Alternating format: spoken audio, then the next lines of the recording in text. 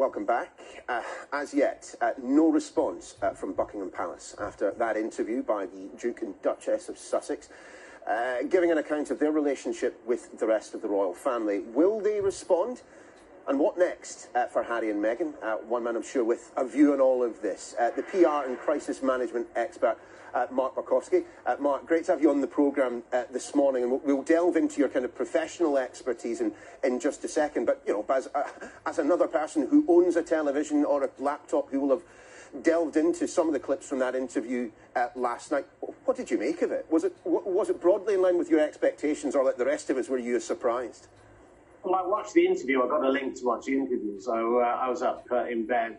I thought initially it was sort of tittle-tattle, but then as the programme grew, so did the revelations. And it was jaw-dropping at the end, and it certainly posited a view, you know, of great sympathy, I think, towards this couple. It was, of course, Oprah's moment. In a sense, she didn't have to do much to get them to reveal so much. But this was meant to be built for America. And for the American audience, I think it was probably shocking to understand that, you know, perhaps some of the narrative that they had seen from the Crown was in fact true.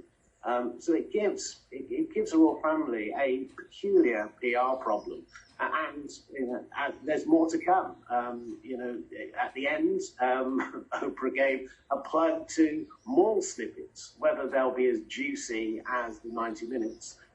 But it was certainly a wonderful television moment, and I think with people seeing it tonight, they will agree with that. Mark, if you don't live in the UK, if you're not a constitutional expert, if you're not a historian, you know, there are many people around the world who don't really understand the way in which the Queen operates as head of state, that the interplay of the royal family and the politics that happens just down the road from where I'm standing. To what extent, then, do you think that Harry and Meghan were able to take advantage of that lack of comprehension about what the royal family actually is and how they operate in making their kind of PR pitch to the world last night? Oh, totally. It was. I mean, for audiences throughout the world, I mean, referencing the Crown again, which has been pretty damaging, I think, to the royal family outside the UK. We have a view, we understand, and particularly an older generation, my generation, sort of who grew up in the Elizabethan age, understand the protocols, understand the affairs of the state. But for a younger audience, and particularly for an international audience, they would look at this and think, why can't these two people contribute? Why can't these people live their life? And of course, the narrative that was positioned before the programme from Harry and Meghan's sort of close confidence was that, you know, Harry had to put his family before duty. He wasn't going to allow what happened to his mother. And he's deeply ingrained, why wouldn't he, by the events that completely rocked his life. And I thought initially it was slightly naive for Meghan, you know, and Harry to a certain extent to talk about the sort of protocol. If you didn't know what you were getting into, I mean, there's plenty of references to understand. This is probably one of the most difficult jobs in the world, particularly if you're not in direct line of the throne. It's always been the problem of what has been termed the spare, to have some sort of impact. And both these people want to do something.